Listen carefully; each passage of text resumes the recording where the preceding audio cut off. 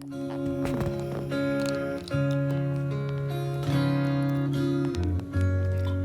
sound of your heart beating. Sistra, dating back to ancient culture, the snake-like rods were very prominent.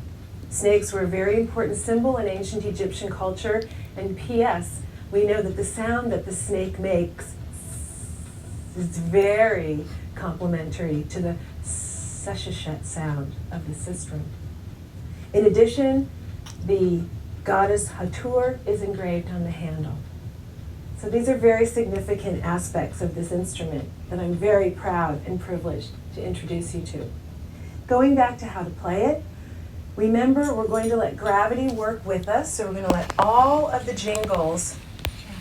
The divine embodiment of all things, feline. Bastet's not just a pretty kitty goddess though. She's a powerful protector, a fierce warrior, and a source of comfort and healing.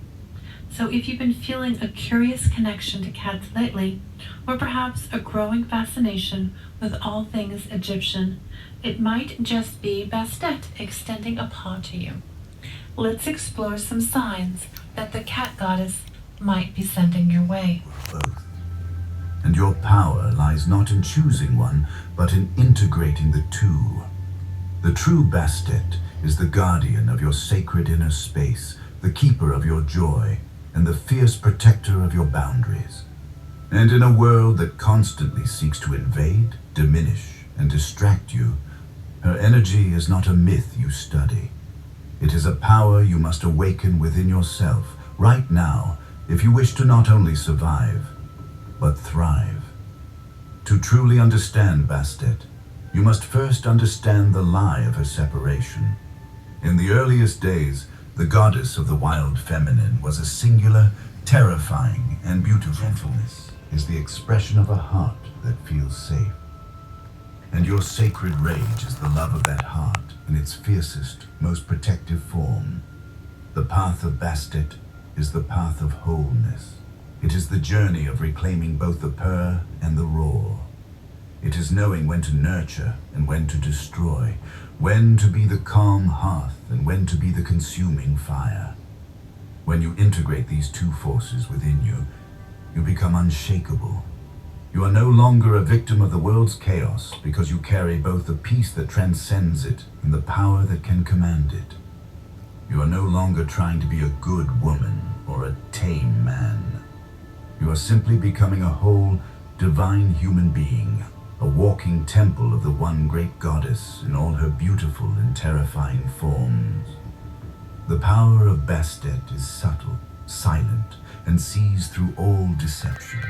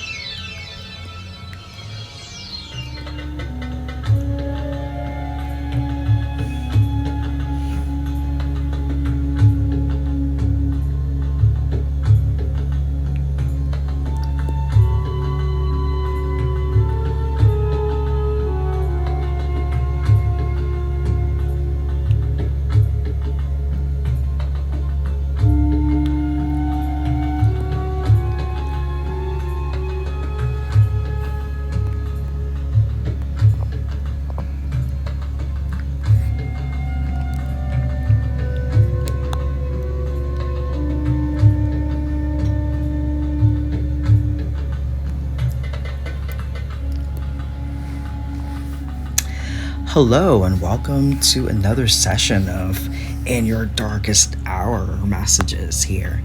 And today we do have a new moon that's going to happen just later on in the day today. But we are in a balsamic phase, which means that we are in the darkest of times before the moon. Even the new moon is actually a dark experience. And what happens is that this is where so many things are here in this little lurking darkness here. And so it's a good time to meditate and do these wonderful things here. today happens to be very Egyptian. As you know, that I do select the cards before I do them, and I do them, of course, at random. But if you've noticed that we've actually have the ancient power mystery of this wonderful instrument here, and then we have Bastet, and that's one of the Egyptian relic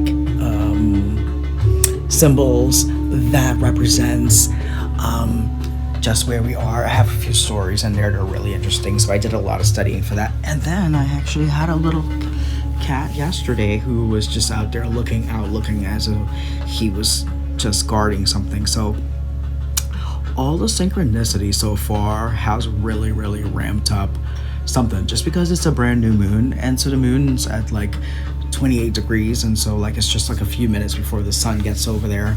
And then tonight, then the moon would then make it over there, because the moon kind of moves a little bit faster. And then you'll have the exact of this new moon. But what's amazing is that it's saying design a life you love. And then you see this woman who here, this is the Oracle of Visions. And right off the bat, you see that if you're designing a life you love, this woman has now become a tree, and she is becoming this place for nature to sit on, while this unicorn in the back is like looking on, but why? And the unicorn, of course, would just be the most unreal thing, that we can come across, just because it's just part of our imagination. I mean, who's seen a unicorn? But the idea here is that, like, if you're designing a life you love, remember not to completely give away your divinity of like who you are and to everything that you are, just to fit into the world. And so there's a caution here. It says providing shelter. Home is a shelter for storms, all sorts of storms. It says our relationship with the natural world is at the lowest ebb, and as humans we are becoming increasingly detached, or making home for things in our life that could be elsewhere, and not using your full autonomy for what it is. Anyways, it says a woman transforms her body with a symbolic tree as she offers support and safety to nature, right? Nature has its own thing, and you're part of it. You're not it. But anyways, nevertheless, this lady has made herself that. Anyways, a warm glow is generated from the interaction, and in the distance, a unicorn notices and looks on approvingly but ironically. Our lives that cause us to take on things that give us this identity, but it's not really necessary, because the free unicorn, who doesn't belong to anyone, just an imagination, is wondering why you would give that up in yourself.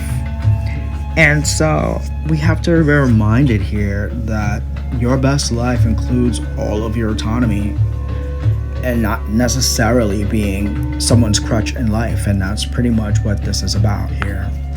And all of how beautiful it looks. It's a kind of stagnated story. So all of this stuff is all coordinated here. Well, we should get into the first little story here about why this instrument is here, and the ancient power mysteries. Hear the rattle of Isis playing.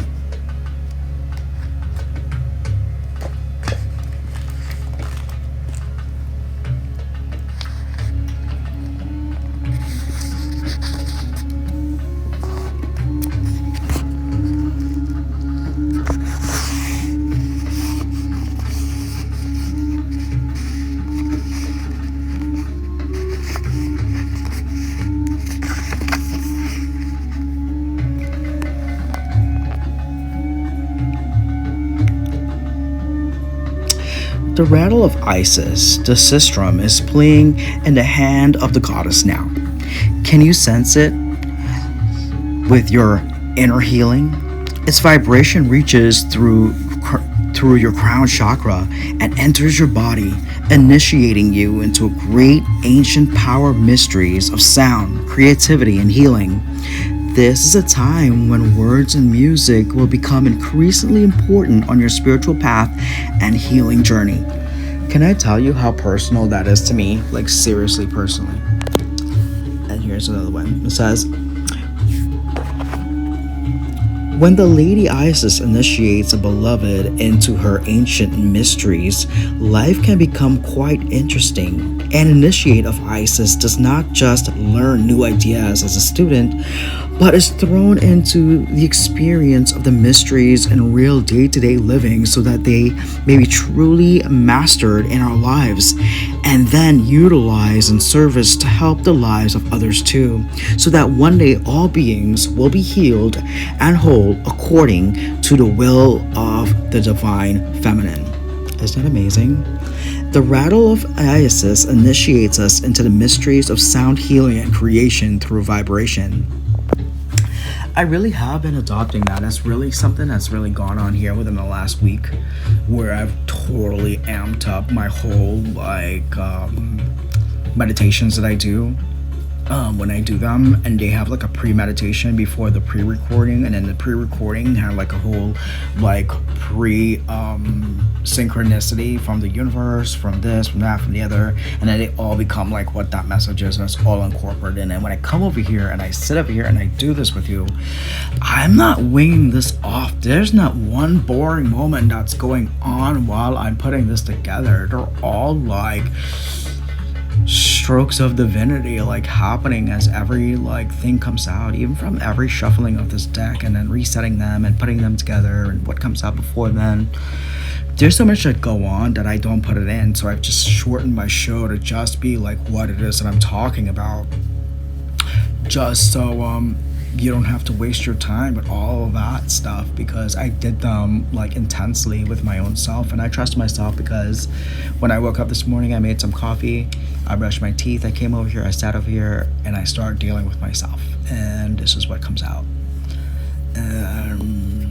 Hey, I hope you love it too, just because I found them to be just so accurate, just because I've just intensely had paid so much attention to them, and just now I know how to really narrow them down to what could possibly be what is being interpreted in our atmosphere and what time we're in.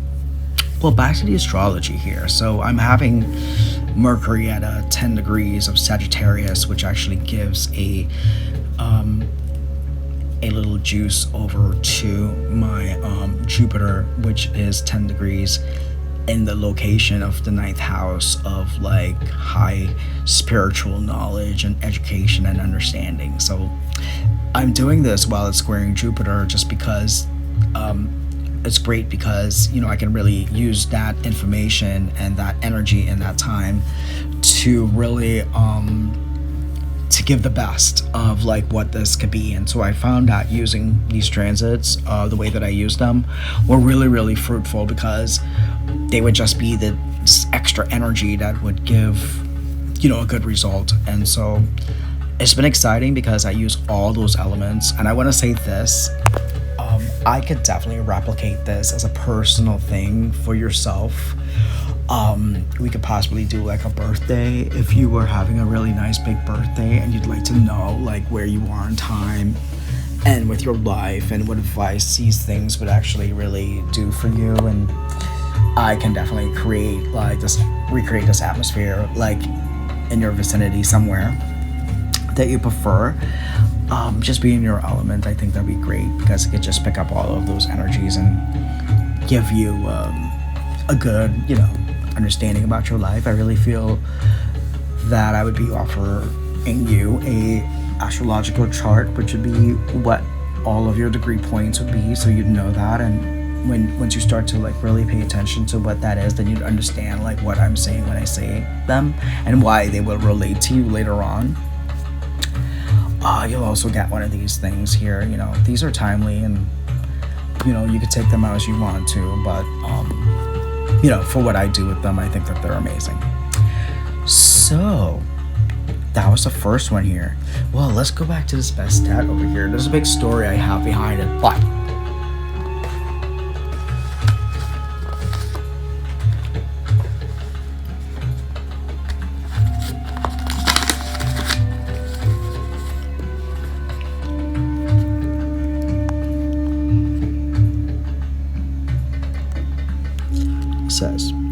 You've been moving so fast for so long that you are not realizing how wound up you've become. Gently unwind now, a drop into deeper, slower healing rhythm, and you will restore your body, mind, and soul. Things will seem too difficult right now, shall soon seem very manageable and even pleasurable to accomplish. The Egyptian godheadess of dance, festivals, birth, healing, and sacred portions is known as Bastet. So, they're all about this wonderful music and healing and love, and I hope you're enjoying this. This is a new moon reading here, and you can see that we're all like at a whole different level here. I hope you're feeling all of that stuff here. I give you that moment to feel that spirituality. And then we have Prioritize Your Health by Archangel Raphael. He has a great story too. And his own goes like this. Find a reason why you want to be the healthiest, most vibrant version of you, and then watch how it transforms. Or your life transforms. It's about that.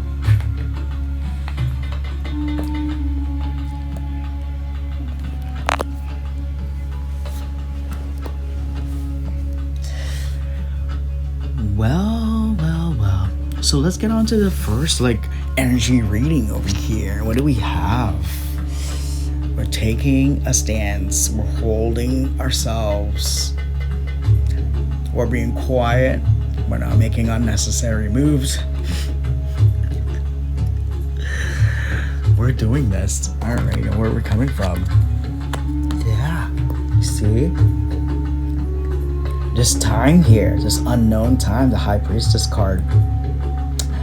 Of where, as I said to you, we're in the darkest moon because when we're in these balsamic phases, it's where the moon is in transit to a new moon and there's no moon at all. And so you have to stay this wonderful authoritative place within yourself because we are guarding the next step, the next best thing, the next synchronistic spiritual thing to happen to us with all of the magic flowing out, and something that completely complements us in a certain way. You can call it what you want. Sometimes it's the right place at the right time. Sometimes it's the right person at the right time. Sometimes it's the right job at the right time, if that's what you want to do. And where does this all end here? It ends with powering up. It ends with the confidence returning into ourselves when this new beginning begins, because the third eye and the solitude and all these other wonderful little ingredients is making you have great confidence. So this new moon is really letting you look into the bigger picture, as it's a Sagittarius moon. Obviously it wants to see further than what has happened so far and where we're coming from. A lot of no talking, thinking things over. It's been very quiet here. This owl has been hiding. Yeah, about these choices. That's what's next. Making big choices. And interesting news to come about this next place, this next time, this next little chamber that leads to a Ten of Cups, guys. The Two of Cups is attached to the Ten of Cups. That means that success had happened here and the Wheel of Time. Here we go. Stagnation broken through. If something was holding back, it's burning through now. The time has come and busted the stagnation. A four of stones is a stagnation. Well, so far so good. opportunities end up with like some stuff here. Alright, what else is in this moment here that we're standing strong about? Three of Wands. Where we're going next? Because we're very sure that a ship is on its way and we have a destination. And what's at the heart of this reading? A big transformation. Hence the quietness. Hence the choices. This next step brings a huge life change. And there we go. The Ace of Swords is now with the Page of Swords. And we see there's a renewal in our communication, a rejuvenation in our senses. And what do we have here? So now, in the present moment, the Emperor and the Empress, because this card is this deck here, and it ends with the Empress. So all of this, and a Queen of Pentacles, she's all these things right after the moon, right after the moon. So that's what's going on here.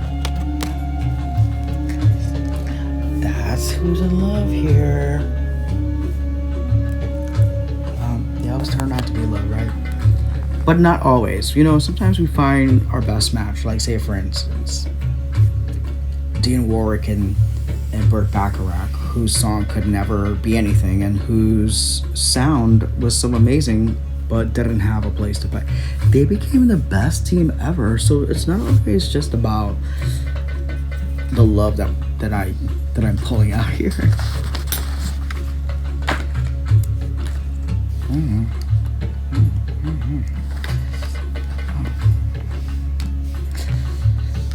Okay. And here we are. So now we're going to find out where this Two of Cups leads us to. As you can see, so far, it's been the Two of Cups, some communication, a transformation. And where does this transformation lead? To a Page of Wands and a Page of Swords. Okay. Wow. And what's this? A Knight of Cups. So, this moon is going to bring about some choice here that leads to a transformation. It brings about a knight offering a cup. Now, how do we end here? We end here with the Ten of Pentacles. The Ten of Pentacles is everything, all the dreams. But what do we have here? We have a Ten of Pentacles in line with a Ten of Cups. That's everything that you want. Then you have an Emperor who goes through a transformation to get a Ten of Cups here. I mean, a Ten of Pentacles. How does the story end here? It ends with this Queen of Wands and this Page of Wands looking at her. See how they match? They're in the right suit for each other. They're saying the same language. Here they are, giving off that same magic. That's what it's about. It's the right music and the right rhythm. It's the right person and the right vibration.